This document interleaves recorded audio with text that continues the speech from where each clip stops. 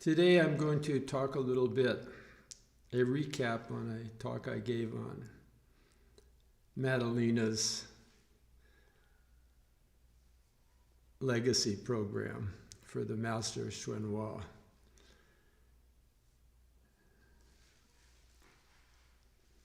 I'm going to summarize it. Basically, what I talked about was the reason for the Master's success as a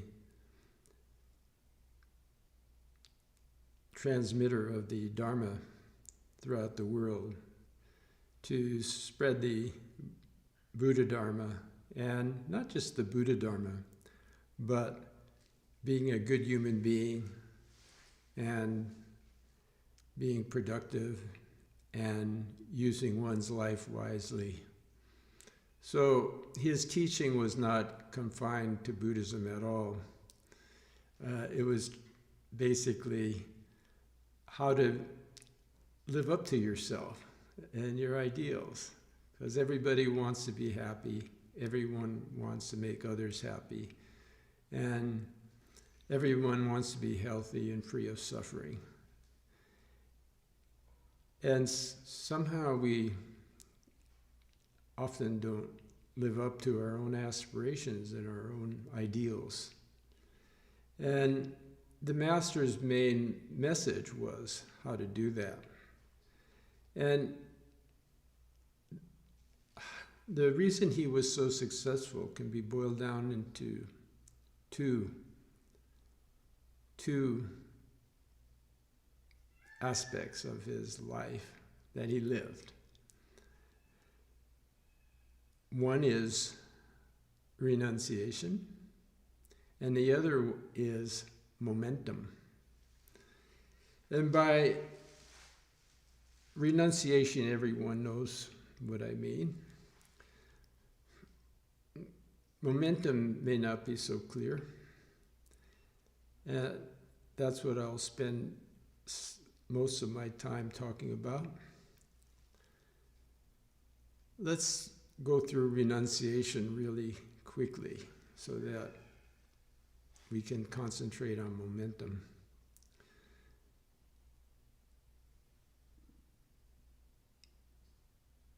The Master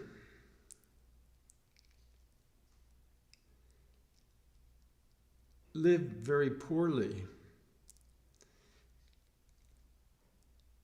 not much better than any beggar throughout his life. And this was really an incredible feat, because he did it while being extremely poor and extremely wealthy. And that's not easy to do. And the way that he did it was that he didn't change. He knew himself, what was inside. And so he was never turned by outside conditions. He was born into a relatively poor family, certainly by our standards of wealth here in the West. And as a young person, he knew poverty. And yet, he also had an intuition for the Dharma, Buddha Dharma, and what it means to be a good person, which is not confined to Buddhism, of course. And he kept that awareness of inner values, ethics, virtue, close to his heart as a young person. And by young, I mean as young as 15 or so. When he was really young, he was very playful and he was a little bit of a bully. But he gradually softened up. And he had incredible good qualities to spread. Now, being a bully is not necessarily a bad quality. I want to say just maybe 1 minute on this. People that are really highly enlightened when they take reincarnation, are often very bullying when they're very small, when they're growing up. It's because they're used to having everything their way. They see that they want people to look at things their way, because as teachers throughout their previous lives, they've managed to spread the Dharma because they were tenacious and very, strong inside. And they saw other people as suffering, and so they wanted to help them. And they did this by teaching. And so typically when they are reincarnated, they don't understand all of this background. And it comes out as wanting to be the number one in everything. So it takes time for that to transform into what we would normally call virtuous and ethical and moral and true.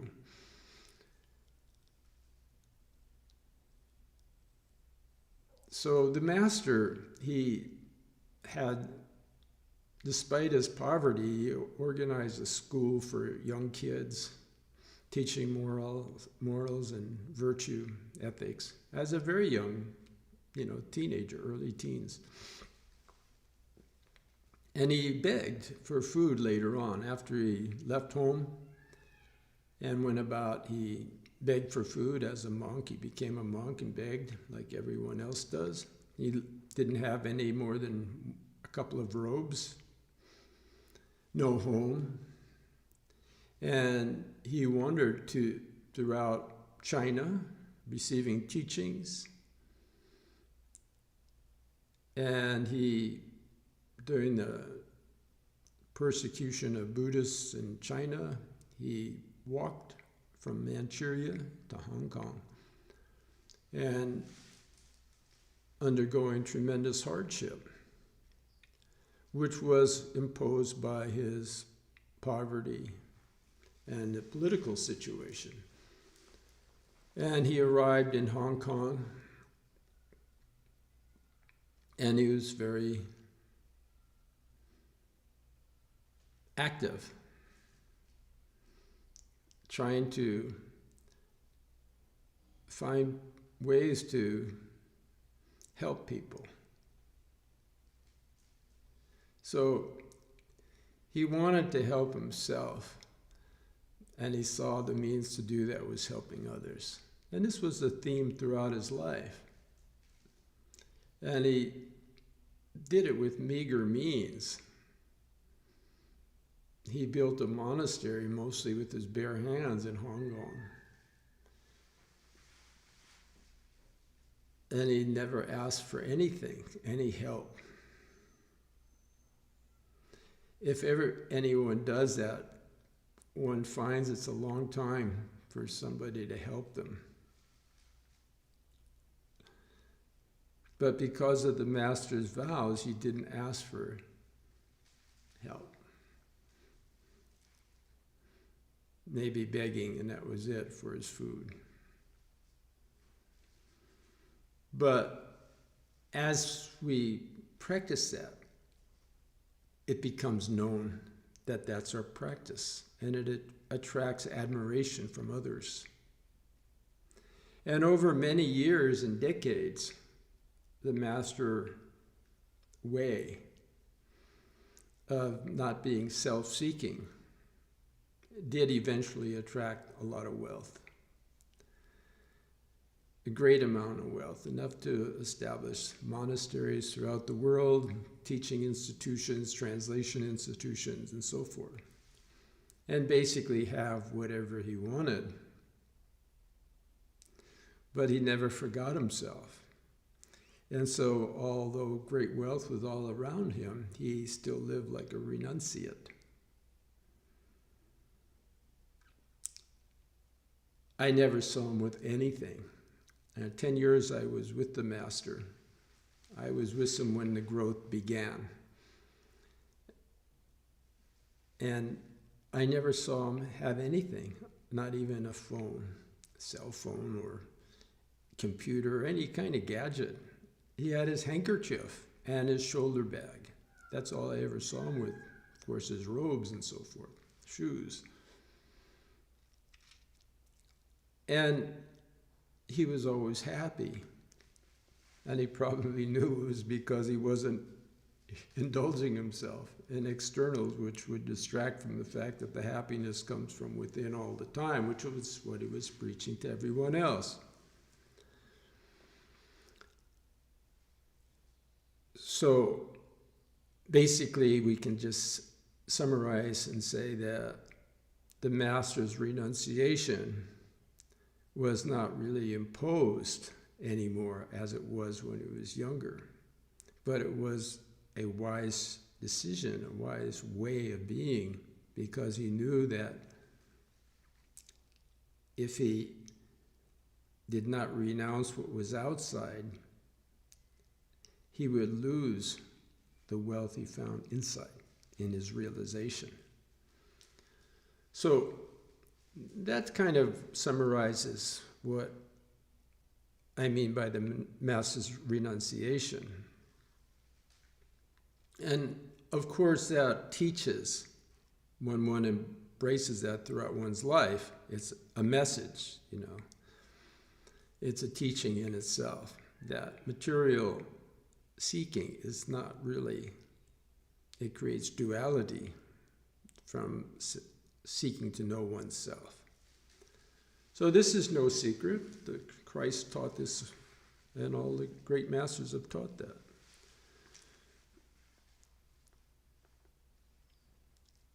Momentum. Now this is really something that's in many ways incredibly unique to Master Hsuan Hua, is his momentum.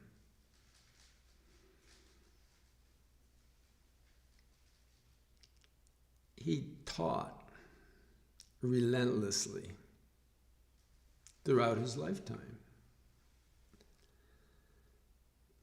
The Master taught every single day. After he got established in America, he taught every single day in the evening time for an hour and a half, and on weekends twice a day. And these were fixed teachings. They were scheduled. They were in his Master's schedule. So they were something everyone could depend on, and they did.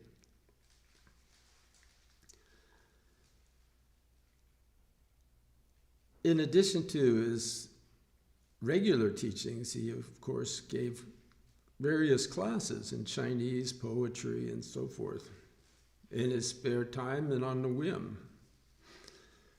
But he had a schedule that he kept throughout his entire life in a very disciplined way.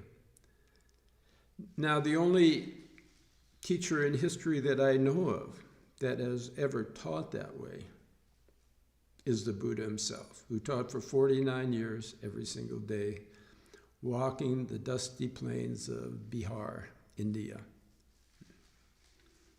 This is totally something that's unique to the Master in the whole world. A Master who taught every day and never missed. You will not find some, you might find some that had taught a week or so, or 2 weeks at a time, sporadically throughout the year.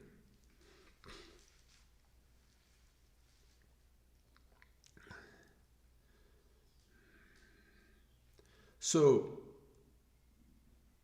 this created a stable normative, a platform for Buddhism to take root in America.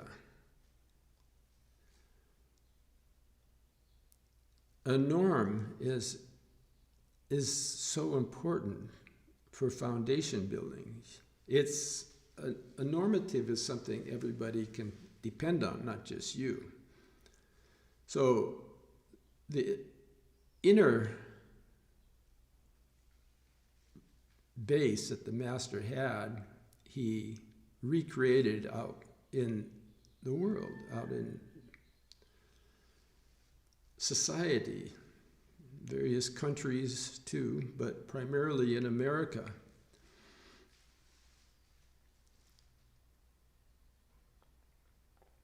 And these teachings spread from America throughout the world through books, and videotapes, and recordings. So this momentum built from day 1, day 2, day 3, day 3, 4, and so forth, until it became in itself a basis for people to rely on, that these teachings were happening, and they were happening consistently, not sporadically. And they built over time, and they gathered forth, just like a snowball rolling down a hill. It gathers, snow until it can become an avalanche. And in this case, the master's teaching gathered steam as it went along. In the beginning, there's just a few or 5 or 10 disciples listening. But the master, even though for years he taught with only a handful of disciples, literally, maybe not even that sometimes, but he taught and never relaxed that. And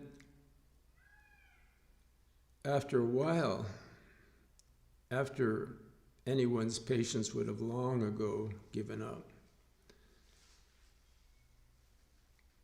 other disciples began to become aware of the Dharma being taught. And they began to come and gather for the teachings.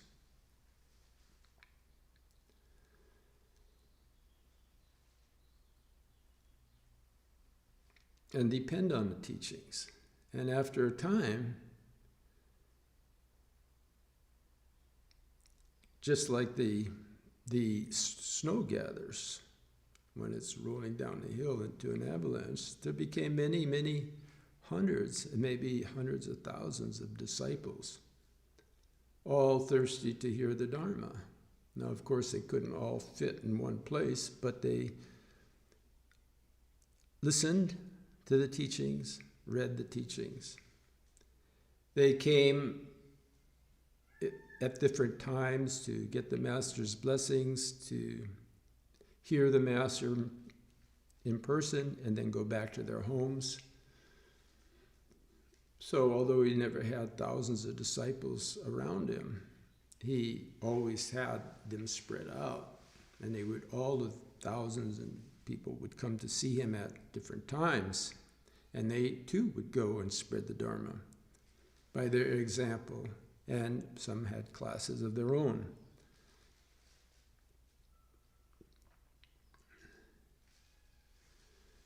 So this momentum gathered strength over the years, and it established Buddhism in the West and in the world.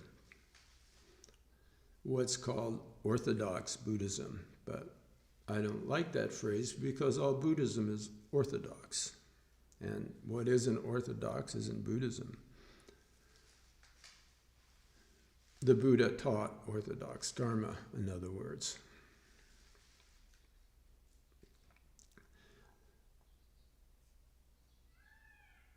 In addition to the momentum that the master created by keeping a reliable, stable basis for Buddhism to grow through his teachings that were consistent every single day. One has to understand something that one may not understand, and that's the aspirational prayers that are behind the teachings themselves. I have to emphasize this because one could object and say, well, I know a Buddhist scholar that's been teaching at Berkeley for 40 years, never misses a class. And say, well, what's the difference between, the master and a teacher? Not just necessarily even a Buddhist teacher, another teacher that teaches, basic human values or something, or ethics in school. They have momentum too, of course. But unfortunately, there's not a lot behind that momentum. And it's because the teacher is himself doesn't know himself like an enlightened person does. So although a teacher does tremendous good, a scholar, and a sincere teacher that teaches in a traditional sense, in a university or a school, can have great influence on his or her students. It's not the same, and it does not have the same transformational potential as when an enlightened master, as Master Hua speaks. And so the reason is, of course, they're not speaking,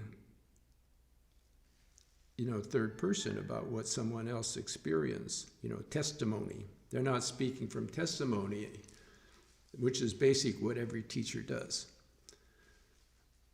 In a scholastic sense, they teach about what they have read and heard. The master, of course, taught from his own realization, self-realization. So his teachings came from enlightenment. And so the impact of an enlightened discourse is completely different than, a scholastic discourse, for two reasons. One, it comes from the master's experience himself.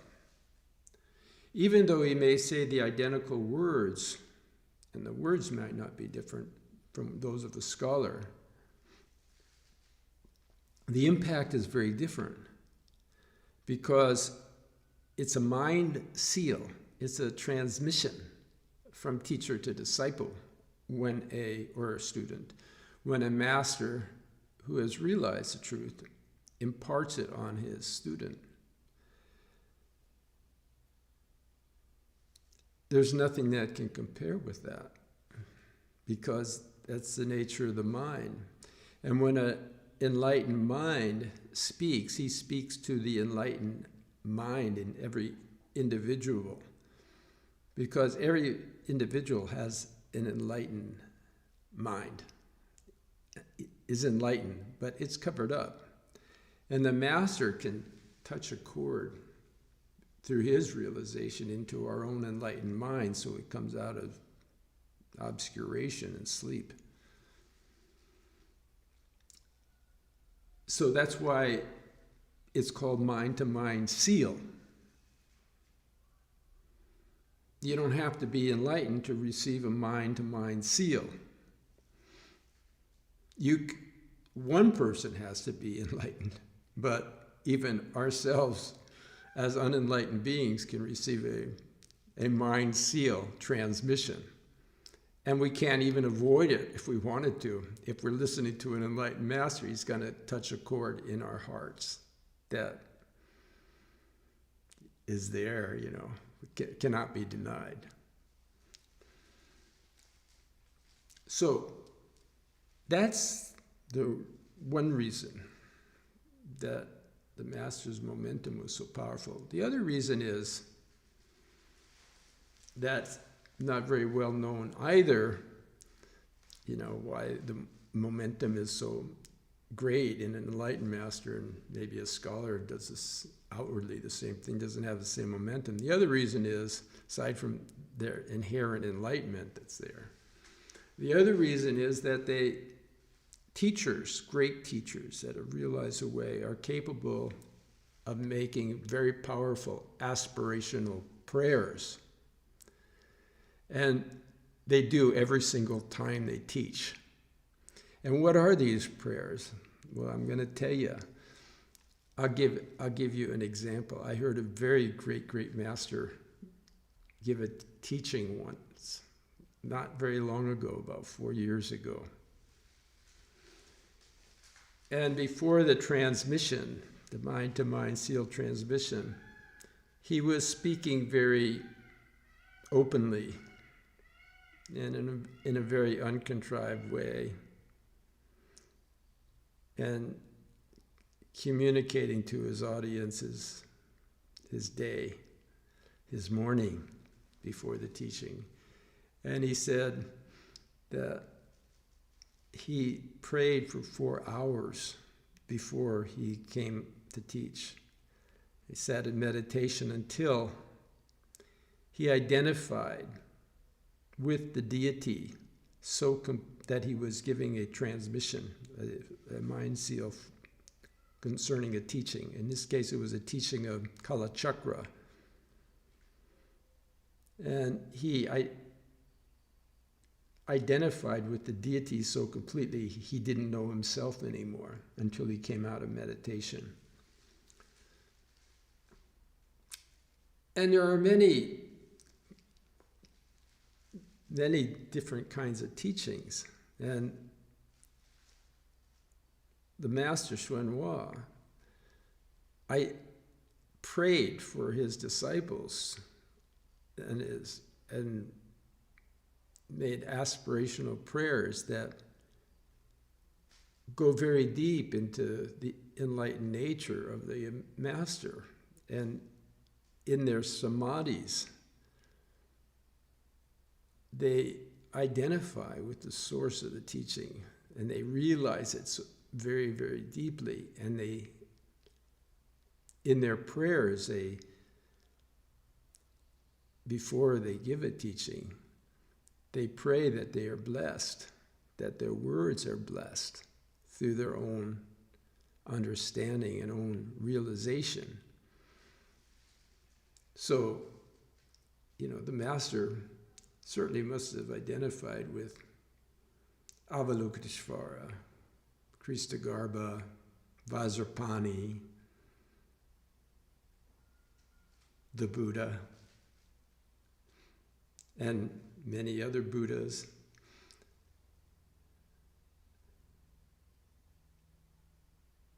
And Bodhisattvas. Patriarchs, 6 patriarchs. He must have entered their mind stream, or invited them to enter his mind stream over the decades that he taught, and so many thousands of teachings. The Master must have entered such a state of awareness that these sages and heavenly beings and Buddhas entered his mind so completely that he lost Master Hsuan Hua and became the deity. And that's the basis of the teachings that they give. It rests on that. That's why a teaching from an enlightened master is so powerful, because it's a mind-to-mind transmission. And every time a master teaches, he comes from that he transmits the blessings of his aspirational prayers. They support his effort. He invites the deities to support his effort. He prays that he's capable.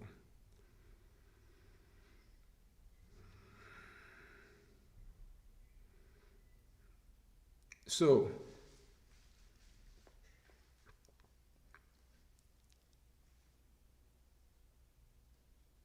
the words,